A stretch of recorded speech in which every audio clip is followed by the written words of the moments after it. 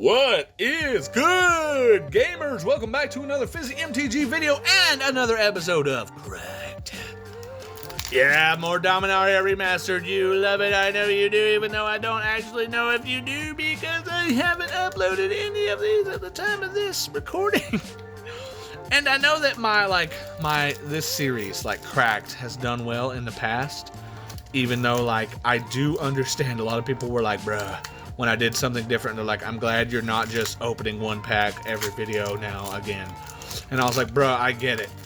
I'm hoping to put these up with some other content, so maybe it's not just like a solid flood of 14 in a row like it was before of just one pack. But if it is, I apologize.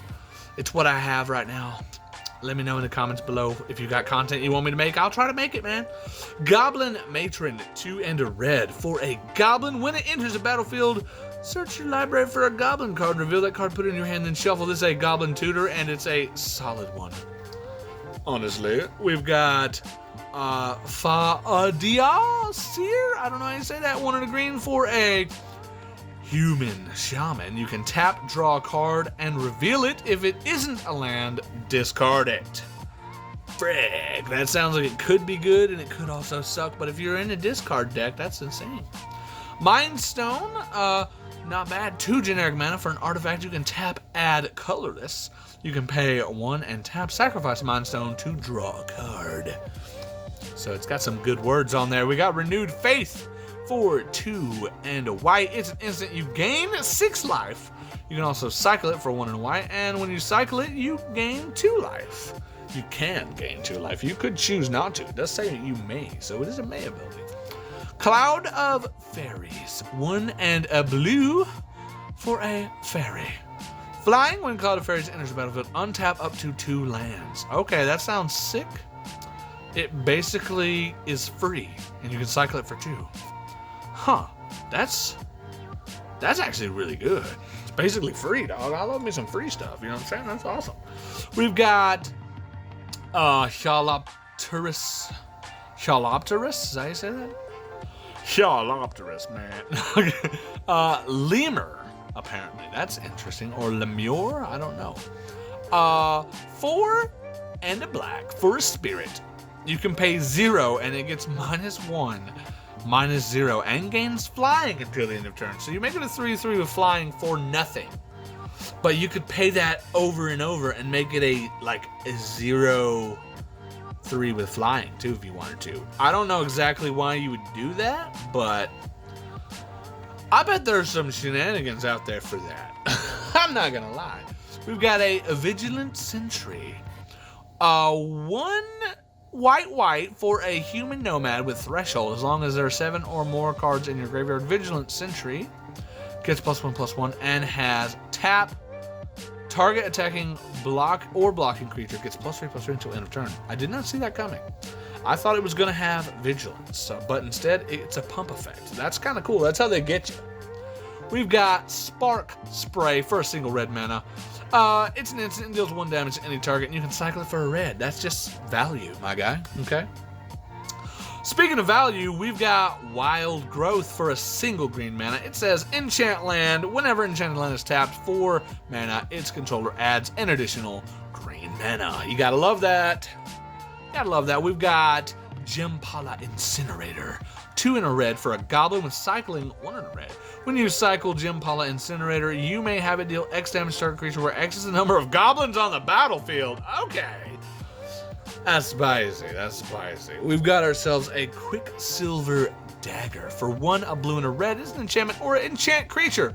Enchanted creature has tap. This creature deals 1 damage to target player or planeswalker. You draw a card. I love that. That's awesome. And we've got Rith's Grove. It is a lair. When Rith's Grove enters the battlefield, sacrifice it unless you return a non-lair land you control to its owner's hand. You can tap it for a red, a green, or a white. Okay, that's awesome. I like that a lot, actually. And we got a mythic legacy weapon for 7 generic mana. It's a legendary artifact with pay Wooburg. Exile target permanent. If legacy weapon would be put into a graveyard from anywhere, reveal legacy weapon and shuffle it into its owner's library instead. So this sucker never goes away. and you can pay Wooburg to exile a permanent.